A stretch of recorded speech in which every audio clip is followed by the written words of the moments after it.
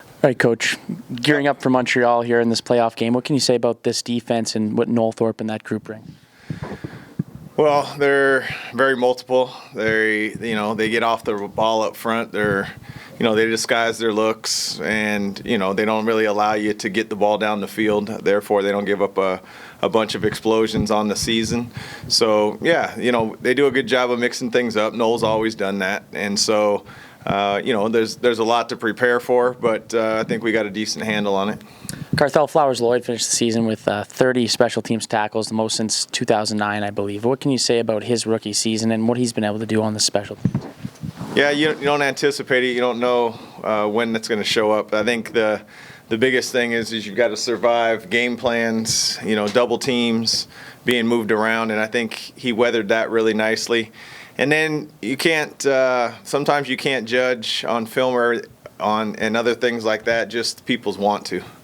If their care factor is high and they have toughness and they stay healthy, I think he embodies all of those things. So yeah, I'm proud of him. But right now he has 0 tackles in the playoffs, and so we're looking for him to continue his trend here down the stretch. And for Tim White to lead the league in receiving yards this season, what does that say about his trending and what he's been able to accomplish and to grow even from last year? Again, I think it really reflects on everybody, right? That's, protection, quarterbacks, play calling, opportunities, plays made, those type of things. This guy just runs all day. He doesn't miss practice. He doesn't miss meetings. He's just a pro. And so I think, in the ultimate team sport, when he has a chance to look back and reflect, for a year he'll be able to say that he was the best yardage-wise in the CFL. And I think that is important for people that work hard, but I know he'd trade all that in for a win. Thanks. Who's your starting quarterback going this week? Both quarterbacks will play, Matt. How do you defend a play that is in the rules and yet a team could conceivably just matriculate the ball downfield doing that almost, given situations and defenses, but they could do that all the way down the field if they wanted to? It's something that we got to take a look at. It's something that we have to defend. So I don't really have any, I think we need to put it in. It's something that we've talked about back when, we played in Toronto. It's something, and, just credit them. They've not just run it twice, but executed twice. So, credit them. It's part of the rules, and I don't have anything to say except for we better be prepared to defend it, and we probably ought to put it in. And amongst those coaches in Toronto, did it happen to be Jason Moss who brought that up back in 12, or who would it have been back then? I think everybody kind of I don't know who to give credit to. I give Jason credit for calling it and running it for sure, but something that. Ocean Eye, and I'm sure other people across the league, I think it's known, right, that you can do those type of things. It's just the opportunity needs to present itself, and bigger than that, you got to execute it. So credit them. And I only asked not about the play, but about the context of that story, because I was there with that team. What do you remember about that conversation? Because it seems funny now, just given what the coaching staff was, and that if it was a conversation back then, and maybe it planted a bug in Jason's ear all the way back then. Who's to say, but was it? Jason may tell you that they talked about it when he played in Edmonton. I don't know. I don't have a specific recall. It's just when you're sitting around, you talk about the rules. You try to read through the rule book when you can, and try to get advantages and maybe of certain things that you're not aware of. But again, you got to think about it. You got to practice it. And then you got to run it and then obviously execute it. So I don't have a specific other than that's one amongst many that were discussed. This team has been successful with a 2-quarterback system. I'm trying to phrase this in a way that doesn't give anything away, but how has that become a strength of the culture of this organization, you think, over the last few years?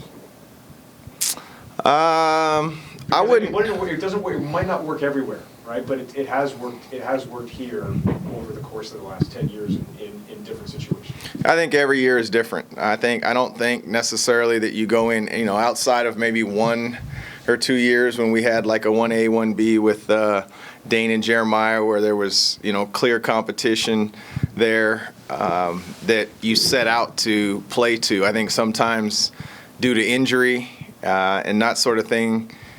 Game plan wise, you do what you got to do that week to find a way to win.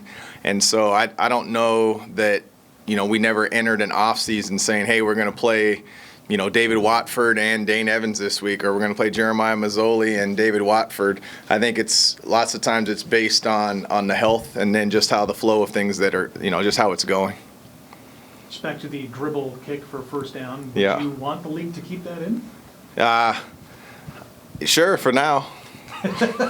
Yeah, it's in the rules. I really don't have a comment on it right now. I don't have a strong opinion that's worth noting. All the focus right now is this is playoff football. We're excited, ready for day 2. You've had a lot of guys in and out of the lineup all year due to injuries or other circumstances. Do you have a team identity right now? Specifically, what are you asking me? Every team that's going into the playoffs has a strength or something that they can rely on that is their team identity in terms of if they do this, they're going to win the game. Right. Do you have one? Are you satisfied where you are in that regard? I'm more satisfied with the opportunity that we're presented with right now, Rick, to be honest with you. And what I mean by that is, it starts showing up in the win column when we were able to take the football away a little bit more and when we protected the ball. And that's really when it turned for us, right? And there were some key road wins in there and some quote unquote, wins that would have, if we didn't have them, it would have made it really tough on us down the stretch. I think we've been extremely resilient. There's areas that, obviously we're still building on, but I think our resiliency just has been, top notch. But all that to say, it's going to come down to 60 minutes here on Saturday.